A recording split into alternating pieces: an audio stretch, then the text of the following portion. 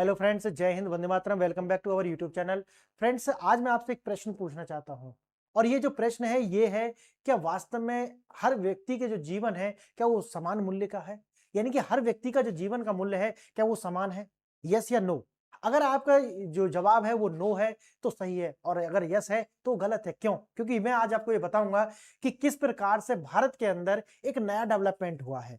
और ये डेवलपमेंट हुआ है कि इटली के अंदर से कुछ ऐसी कंपनीज जो इटली के द्वारा निकाल दी गई, क्योंकि वो उनके अपने जो स्टैंडर्ड्स हैं पीएफएएस को लेकर के उनका उल्लंघन वो कर रही थी।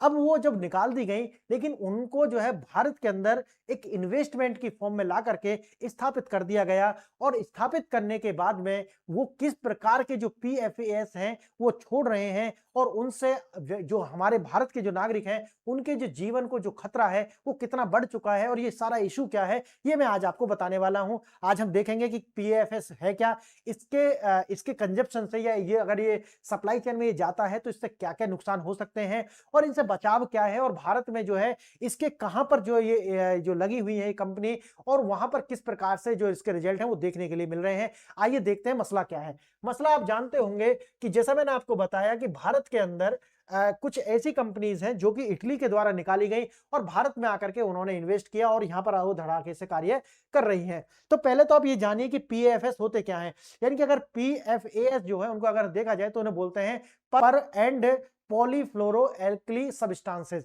यानी कि इनको आप फॉर एवर सब्सटेंस या फॉर एवर केमिकल्स भी कह सकते हैं। इसका मतलब ये है कि अगर एक बार ये सप्लाई चेन में जाते हैं तो ये फिर कभी भी नष्ट नहीं होते, यानी कि क्योंकि ये है फॉर एवर, यानी कि हमेशा के लिए।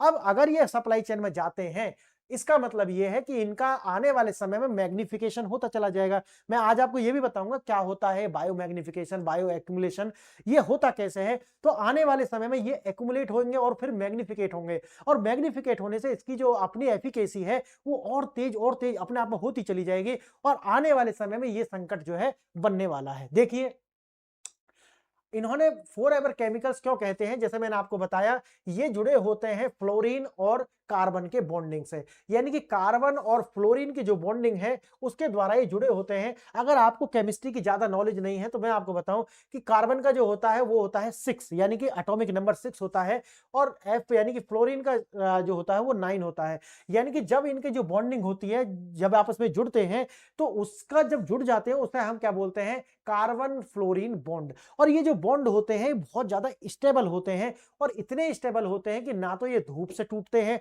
ना ये पानी से टूटते हैं, ना ये गर्म करने पर टूटते हैं, यानी कि ये बॉन्ड कभी नहीं टूटते।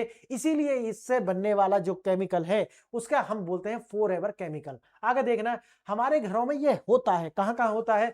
आप देखे होंगे कि नॉन स्टिक पैन जो होते हैं, नॉन स्टिक के लिए तवे भी आते हैं, कढ़ाई भी होती है। तो जो भी नॉन स्टिक के अंदर जो बर्तन होते हैं उन पर जो कोटिंग होती है वो पीएफएस की होती है।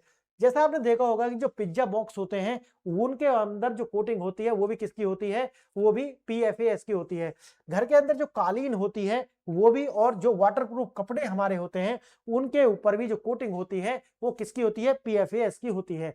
भारत के अंदर जो प्रदूषण है वो आउटसोर्स किया गया है, इसको आउटसोर्स किया गया है, इसीलिए ये कंसर्न का विषय बनता है। आउटसोर्स का मतलब समझते हैं ना, बाहर से कुछ भी चीज अंदर लेकर के आना। जैसे कमजोर नियमों के कारण यूरोप में जो फैक्ट्रियां बंद हो रही हैं, क्यों बंद हो रही हैं, क्योंकि वो पीएफएस का जो उल्लंघन है, उसके स्टैंडर्ड जो है उसका उल्लंघन कर रही हैं। यूरोप में फैक्ट्रियां बंद हो रही हैं, और भारत के अंदर आप सोचिए इन्वेस्टमेंट के रूप में ला करके उनको जो है भारत में बसाया जा रहा है या कार्य दिया जा रहा है। आगे देखना, अब ठीक है भाई, पीएफएस आएगा, कंपनी स्थापित हो गई, आखिर इसके जो रिपरकशंस हैं वो क्या आएंगे वो भी देख लीजिए। मानव स्वास्थ्य पर इसके घातक प्रभाव होते हैं। उदाहरण के लिए लीवर कैंसर, आपको लीवर के अंदर खराबी, कोलेस्ट्रॉल में वृद्धि, और जन्म के संबंध में ही, यानी कि जब बच्चा जन्म लेगा उसमें बहुत ज्यादा डिफॉर्मेशन जो है आपको देखने के लिए मिलेंगे आने वाले समय में। आगे देखना, प्राकृतिक और वन्य जीवों को नुकसान ये पहुंचाता है। इसको आप देखेंगे तो गंगा के अंदर जो गंगा डॉल्फिन है वहां पर इस, या गंगा डॉल्फिन जो है उसके अंदर इसके ट्रेसेस मिले हैं। हिमालय की बर्फ तक आप देखेंगे कि पीएफएस के जो ट्रेसेस है वो मिले हैं। अब भारत में पीएफएस की जो मौजूदगी है वो कहाँ-कहाँ है? जैसे मैंने आपको बताया गंगा में है, गंगा के पानी में ये है, डॉल्फिन, सुंदरबन के जो डेल्टा मैंग्रोव हैं वहाँ पे है और हिमालय की जो बर्फ है वहाँ पर भी इसके ट्रेसेस जो है वो देखने के लिए मिलते हैं। बायो एक्यूमुलेशन क्या है और बायो मैग्निफिकेशन क्या है? एक्यूमुलेट करने का मतलब क्या होता है? इकट्ठा करना, यानी कि कोई चीज़ इकट्ठा करेंगे हम इस तरीक़ा से, उसे बोलते हैं एक्यूमुलेट करना।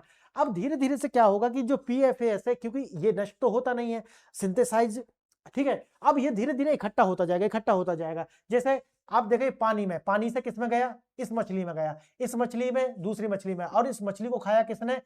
इस वाले ने, यानी कि छोटी मछली को खाया, बड़ी मछली ने, बड़ी मछली को किसने खाया? इस किसी भी पशु ने, और ये जो पक्षी है इसको खाया किसी मनुष्य ने। इसका मतलब क्या है कि धीरे-धीरे, धीरे-धीरे इसकी जो मात्रा है वो मनुष्य तक पहुँचते-पहुँचते बहुत ज़्यादा हो गई। समझ गए आप? इसे बोलते हैं एक्यूमुलेशन। क्लियर? अब देखिए, प्रदूषण का आउटसोर्सिंग भारत में होता है, किस फॉर्म में होगा? Forever chemicals. कैसे होता है? एक कंपनी है और कंपनी जो है वो भारत के अंदर आती है, और भारत, क्योंकि यूरोप के अंदर तो गिल्ट है। गिल्ट किसका है? कि भाई हम लोगों को जो है खराब चीजें या फिर उनके सेहत के साथ कोई भी कंप्रोमाइज नहीं करेंगे, लेकिन भारत के अंदर वो सब कंप्रोमाइज्ड है, यानी कि जो ग्लोबल स्तर पर देखा जाए तो गिल्ट के रूप में है, भारत में वो कंप्रोमाइज्ड है। देखेंगे ऐसा क्यों है, आगे देखते हैं। यह कहानी सिर्फ एक फैक्ट्री की नहीं है, बल्कि एनवायरमेंटल जस्टिस की भी है, कि जब विकसित देश अपने प्रदूषण को विकासशील देशों में भेजते हैं तो उस पॉल्यूशन का जो आउटसोर्सिंग है वो, उसे आउटसोर्सिंग कहा जाता है। और आज हम इटली, यानी कि इटली के द्वारा भारत में जिस तरीका से ये जो आउटसोर्सिंग की जा रही है पीएफएस की, ये नैतिकता का विषय बन जाता है। धोखे की समय से मेरे गई, ये इटली का जो प्रतिबंध है भारत में स्वागत क्यों होता है? यानी कि लगातार जो है पीने के पानी में जो है इस तरह के प्रदूषण है। सरकार ने फैक्ट्री जो है बंद की, कंपनी दिवालिया हुई, लेकिन वो जो दिवालिया कंपनी है वो भारत के अंदर आती हैं और यहाँ पर इन्वेस्टमेंट करके अपना कार्य जो है वो लगातार शुरू कर देती हैं। यही कंपनी का उदाहरण भी है, विंसेजा जो है उस रीजन के अंदर, इटली के अंदर एक फैक्ट्री पानी को जहरीला बनाने के कारण बंद कर दी गई। उसी के सारे जो उपकरण हैं उनको जब्त कर लिया गया, पेटेंट रद्द कर दिए गए, लेकिन भारत में जो उसने इन्वेस्टमेंट किया और भारत में उसको जो है कार्य करने की अनुमति मिल जाती है। अब आता है मिथनी फैक्ट्री और विसेंजा कनेक्शन। जो फैक्ट्री है उसका नाम ये दिया गया है, मिथनी फैक्ट्री और विसेंजा कनेक्शन क्या है? जब विकसित देश अपने एनवायरमेंटल पॉल्यूशन को एक्सपोर्ट करते हैं, क्योंकि गरीब देश जो होते हैं उनको बिजनेस चाहिए, और बिजनेस क्यों चाहिए? क्योंकि रोजगार देने हैं, वो कंप्रोमाइज हो जाते हैं इसके रिपरकशन से, यानी कि इसके जो रिजल्ट लोगों की हेल्प पाएंगे उसके द्वारा। सवाल यह नहीं है कि फैक्ट्री कहाँ लगी, सवाल यह है कि इस फैक्ट्री से किसे फायदा हुआ और किसे नुकसान हुआ। फायदा किसे होगा आप जानिए, यानी कि देश के अंदर जो पॉलिसी मेकर है उनको फायदा होगा, और नुकसान किसे होगा? जो आम जनता है उसको नुकसान होने वाला है। क्यों? क्योंकि उनके हेल्थ के ऊपर ये एक तरीका से बोझ है, यानी कि उनकी जेब पर बोझ है, उनकी जिंदगी के साथ में खिलवाड़ भी है। अब मैंने जैसा कि आपको बताया, कार्बन फ्लोरीन बॉन्ड जो है वही फॉरएवर केमिकल बनाते हैं। पीएफएस का मतलब जो है प्री पॉलीफाइड एल्कलाइन सब्सटेंसेस, इसे फॉरएवर केमिकल्स यानी कि अमर रसायन भी कहा जाता है। इनमें कार्बन फ्लोरीन बॉन्ड जो होते हैं बहुत स्ट्रांग होते हैं। ये बॉन्ड इनर्ट यानी कि अक्रिय होते हैं। इसका मतलब है कि ये रिएक्शन नहीं करते। जब रिएक्शन ही नहीं करेंगे तो ये ब्रेक डाउन भी नहीं होंगे। ना ये पानी से टूटते हैं, ना ये धूप से टूटते हैं, ना गर्म से टूटते हैं, ना हवा से टूटते हैं। इसका मतलब है फॉरएवर। क्योंकि ये पृथ्वी के बायोकेमिकल साइकिल में रिसाइकिल नहीं हो पाते, इसीलिए पर्यावरण में हमेशा बने रहते हैं। और फिर इसका होता है बायो एक्यूमुलेशन, और बायो एक्यूमुलेशन के साथ साथ फिर होता है बायो मैग्निफिकेशन। क्लियर?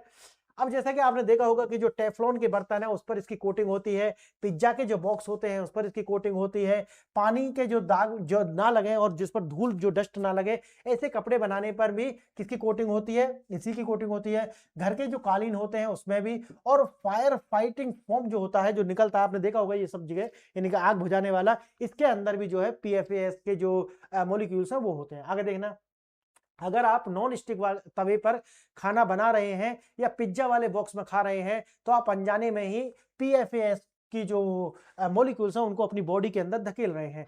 मानव स्वास्थ्य पर गंभीर प्रभाव इसके होते हैं। लीवर के जो एंजाइम्स हैं उनके अंदर लगातार बदलाव देखे जा सकते हैं और आपका जो लीवर फंक्शन है वो डिस्टर्ब हो सकता है। किडनी और जो टेस्ट यानी कि जो टेस्टिकुलर कैंसर जो होते हैं वो भी आपको जो है देखने के लिए मिलेंगे, यानी कि बचपन से ही आपको ये जो है देखने के लिए मिलेंगे। कोलेस्ट्रॉल जो है वो अचानक से बढ़ेगा जिससे हार्ट अटैक का जो खतरा है वो बढ़ जाएगा, और आपका जो इम्यून सिस्टम है वो भी कंप्रोमाइज्ड हो जाएगा, यानी कि वो वीक हो जाएगा, और धीरे धीरे जो आपकी जीवन प्रत्याशा है वो भी खत्म हो जाएगी। ये बीमारियां सीधे पीएफएस के संपर्क में आने से और उसे कंज्यूम करने से जुड़ी हुई हैं, जो मैंने आपको अभी बताई हैं। आगे देखना, पर्यावरण का विनाश, बायो एक्यूमुलेशन और बायो मैग्निफिकेशन। एक्यूमुलेशन मैंने आपको बता दिया क्या होता है, एकत्रित होना, और मैग्निफिकेशन क्या है, उसकी एफिकेसी बढ़ना। एक्यूमुलेट होगा, धीरे धीरे फिर उसका जो है क्या होगा, इंटेंसिफाई होता चला, जितनी मात्रा बढ़ेगी उसके प्रभाव उतने ज्यादा हो जाएंगे, बस यही है बायो मैग्निफिकेशन। जब किसी जानवर का शरीर रसायन को तोड़ नहीं पाता तो वह उसके शरीर में जमा होता रहता है। अब जमा होता है, वही मैंने जैसे आपको बताया, उसको फिर आगे कोई और खाएगा, वो और कोई खाएगा। अब उसका जो बायो मैग्निफिकेशन है वो कब होगा कि उसकी मात्रा जो बॉडी में वो बढ़ती जाएगी, उसका सिंथेसाइजेशन होगा नहीं, यानी कि डाइजेशन नहीं होगा, और वो और भी घातक होता हुआ चला जाएगा। यह पानी, मिट्टी और हवा को दूषित करता है, जिससे पूरी फूड चेन जो होती है वो बाधित हो जाती है, या कहें पॉल्यूटेड हो जाती है। भारत में मिले खतरे के सबूत कहाँ मिले हैं, जो मैंने आपको बताया, गंगा जो डॉल्फिन है वहां पर मिले हैं, सुंदरबन मैंग्रोव वहां पर भी इसके ट्रेसेस मिले हैं, माउंटेन की जो बर्फ है वहां तक भी इसके जो ट्रेसेस हैं वो मिले हैं। ये रसायन वातावरण में पार्टिकुलेट मैटर यानी कि सूक्ष्म कणों के जरिए एक जगह से दूसरी जगह जो है वो यात्रा करता रहता है, इसीलिए इसके जो मॉलिक्यूल है वहां तक पहुंच जाते हैं, यानी कि बर्फ तक भी। ये सबूत है कि पीएफएस हमारे वाटर बॉडीज और बायोटा मतलब समझते हैं ना, बायोस्फीयर में किस प्रकार से जो है प्रवेश कर चुका है। विनिमय का अभाव है, पश्चिमी सतर्कता बनाम भारतीय सुस्ती। अब भारत देखो, पश्चिम के अंदर वही है, मैंने अभी जो शुरू में आपको बताया कि सबके जीवन का जो मूल्य है क्या वो बराबर है, बिल्कुल भी नहीं है। ये एग्जांपल आपको यही तो बता रहे हैं कि यूरोप में अभी बैन पर विचार कर रहा है, यानी यूरोप जो है वो ये बैन पर विचार कर रहा है कि भाई पीएफएस जो है उस पर पूरी तरीके से प्रतिबंध लगाया जाए, और इस पर रिसर्च भी चल रही है कि ये हेल्थ के लिए कितना हजारदस्त हो सकता है। लेकिन भारत के अंदर वही जो मैंने आपको बताया है कि पीने के पानी के लिए पीएफएस की कोई जो है एनफोर्सेबल लिमिट लागू नहीं है भारत के अंदर। और जो हमारी सीपीसीबी आप जानते होंगे, सेंट्रल पॉल्यूशन कंट्रोल बोर्ड जो है, और या एसपीसीबी यानी कि स्टेट के अंदर जो पॉल्यूशन कंट्रोल बोर्ड है, वो उनका अपने आप में कोई भी स्टेट या फिर स्पष्ट उल्लेख जो है इस तरीका से किसी कानून में इसका मिलता नहीं है। नियमों का इसी कमी के कारण जो है बाहर से विदेशी कंपनियां आती हैं और भारत में इस तरीका का जो है ये विषैले पदार्थों को छोड़ती है और उसका फायदा उठाती हैं। नीतिगत पक्षपात वही है, एफएसएसएआई और अनसुलझे नियम है। एफएसएसए आप जानते होंगे जो खाद्य सुरक्षा है उसका जो एक तरीका से जिम्मेवारी है वो एफएसएसआई के ऊपर है। भारतीय खाद्य सुरक्षा और मानक प्राधिकरण, इसकी फुल फॉर्म यही है। हाल ही में उसने पैकेजिंग सामग्री जो है पीएफएस को बैन करने का प्रस्ताव जो है वो डेटा नोटिफिकेशन दिया है, लेकिन वही मैंने जैसा आपको बताया कि अभी सहमति बनी नहीं है और इसको जो है ठंडे बस्ते में डाल दिया गया है। और द्वंद्व वही आ जाता है कि रेगुलेशन में जो देरी हो रही है, जब सरकारी दस्तावेजों में नियम ही नहीं है तो फिर ये जो किस तरीका से ये मामले जो है आगे सुलझाए जाएंगे। असली जो पीड़ित कौन है, अब बात है रत्नागिरी के अंदर जो है इसके ट्रेसेस और जो इसके जो लोग हैं जो इससे प्रभावित हैं उनकी जो संख्या वो देखी गई है। मछुआरे जो हैं, क्योंकि मछलियों के अंदर ये जैसे मैंने आपको बताया प्रवेश किया है, मछुआरे जो है वो समुद्र के तट पर रहते हैं और अपनी जो जीवन लाइवलीहुड के लिए एक तरीका से इन पर निर्भर हैं, मछलियों के ऊपर। अब सोचिए कि इनको जो लाइवलीहुड है उस पर बढ़ता हुआ खतरा है और इनके जो बॉडी के अंदर भी पीएफएस के जो ट्रेसेस हैं वो पाए गए हैं। ऑल लाइव्स आर इक्वल, वो जो मैंने आपको शुरू में पूछा, but some lives are more equal than the others. सभी जीवन समान है पर कुछ दूसरों से अधिक समान होते हैं, वही जो मैंने आपसे शुरू में पूछा था। वैश्विक लक्ष्य क्या है, जैसे कि आपको पता है अगर भारत जो है इस को बैन करता है या फिर इसको रेगुलेट करता है पीएफएस को, तो हम कहीं ना कहीं जो एसडीजीज हैं उनके साथ भी जो है एक तरीका से अलाइनमेंट जताएंगे। लेकिन वही बात है कि क्या हम कर पाएंगे। उदाहरण के लिए एसडीजी 9 क्या कहता है, industry, innovation and infrastructure. SDG 15 क्या कहता है, लाइफ ऑन लैंड। एसडीजी 16 क्या कहता है, पीस, जस्टिस, स्ट्रॉन्ग इंस्टीट्यूशन। लेकिन क्या वास्तव हम ये कर पा रहे हैं? बिल्कुल भी नहीं कर पा रहे हैं। यह केवल एक स्थानीय मुद्दा नहीं बल्कि एक अंतर्राष्ट्रीय प्रतिबद्धता भी है। आगे की राह यही है कि निगरानी और अनुसंधान, मॉनिटरिंग की जानी चाहिए। भाई जो ये पीएफएस है इसकी मॉनिटरिंग की जानी चाहिए कि भाई ये कहां कहां तक पहुंच चुका है। हमको रिसर्च भी करनी होगी कि भाई इसके जो हेल्थ इफेक्ट्स हैं वो कितने घातक हैं। ठीक है, जैसे पीएफएस केमिकल इन्वेंटरी तैयारी करें, उनको लाइफ साइकिल खतरे को रिसर्च पॉलिसी पेपर तैयार करें। बिना डेटा के ही एनफोर्समेंट संभव हो नहीं पाता, तो एक डेटा भी हमारे पास में होना चाहिए। अब आगे तीसरा यही है कि जो सुधार है वो तभी हो पाएंगे जब डेटा हमारे पास होगा। फायर फाइटिंग फॉर्म जो है स्टॉक को बदलें, सुरक्षित विकल्पों की ओर हमें जाना पड़ेगा। ट्रेड रेगुलेशंस वही है कि भाई अपना जो ट्रेड रेगुलेशंस है उनमें सुधार करना पड़ेगा। सेक्टोरल यूज जो है वो बिल्कुल होना चाहिए और टॉक्सिक वेस्ट जो है वो पुरानी मशीनरी के रूप में बल्कि आपको आउटसोर्सिंग पर रोक लगानी होगी। अब बात आता है अंतिम प्रश्न, इसकी जिम्मेदारी किसकी है? क्या इटली का ये एक्सपोर्ट जायज है? आप बताइए मुझे, क्या जो इटली ये कर रहा है एथिकल रूप से क्या सही है? भाई देखो, अगर व्यापारिक रूप से देखोगे तो बिल्कुल सही है, वो गलत नहीं कर रहा है, अपने देश के हित है। दूसरा, क्या भारत का इससे इंपोर्ट जो है उसे होने देना चाहिए? बिल्कुल भी नहीं होने दे, भारत में इनको नहीं आने देना चाहिए, ठीक है? और तीसरा देखना, अगर कल रत्नागिरी के लोगों को कैंसर होता है और उसका जिम्मेदार कौन होगा? इटली की फैक्ट्री होगी या फिर भारत की कंपनियां होंगी या भारत की सरकार होगी? तो ये आप मुझे बताइए, क्या वास्तव में भारत के जो नागरिक हैं, उनकी जान इतनी सस्ती है कि हम किसी भी इन्वेस्टमेंट के लिए उनकी जान को ही हम दांव पर लगा दें? फ्रेंड्स, आप लिख करके मुझे बताइए कि आप इसको कैसे देखते हैं? आपके जो भी विचार हैं, उनको अपनी एक डिसेंसी बरतते हुए ज़रूर लिखिए। आपने वीडियो यहाँ तक देखा, उसके लिए धन्यवाद।